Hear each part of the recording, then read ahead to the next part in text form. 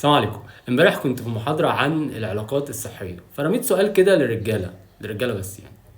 قلت لهم ايه الحاجة اللي لو الست عملتها بتكسب قلب الراجل؟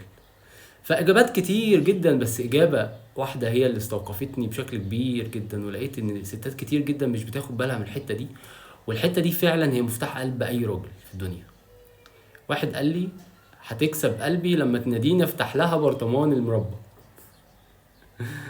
الإجابة استوقفتني جدا، مش عشان برطمان المربى ولا عشان الموضوع يعني بسطحية أو بتفاهة، لأ. هو فكرة إن الراجل يحس إن هو ليه قيمة في حياة الست اللي معاه، ده واحدة من أهم المفاتيح. إن الراجل يحس إن الست اللي معاه محتاجة له، إن الراجل يحس إن في حاجات هي ما تعرفش تعملها وهو الوحيد اللي يعرف يعملها، إن الراجل يحس إن الست ضعيفة قدامه في احتياج ليه، يحس بأنوثتها.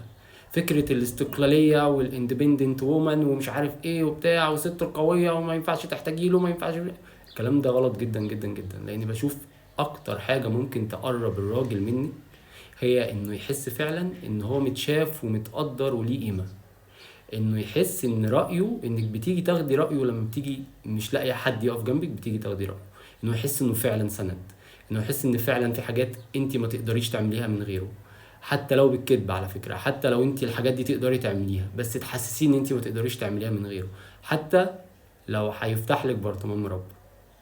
الفكرة كلها هنا مش في في فكرة انه يفتح لك برطمان مربى، قد ما فكرة انه يحس ان انت في حاجة انت مش قادرة تعمليها وبتجيب الهيرو بتاعك عشان يعملها لك، مهما كانت بقى الحاجة دي تافهة او بسيطة. بس فكرة ان الراجل يحس بقيمته في حياة الست اللي معاه، يحس ان هي في حاجات ما تقدرش تعملها من غيره، يحس ان هي في احتياج ليه وما تقدرش تستغنى عنه وسند ليها بجد.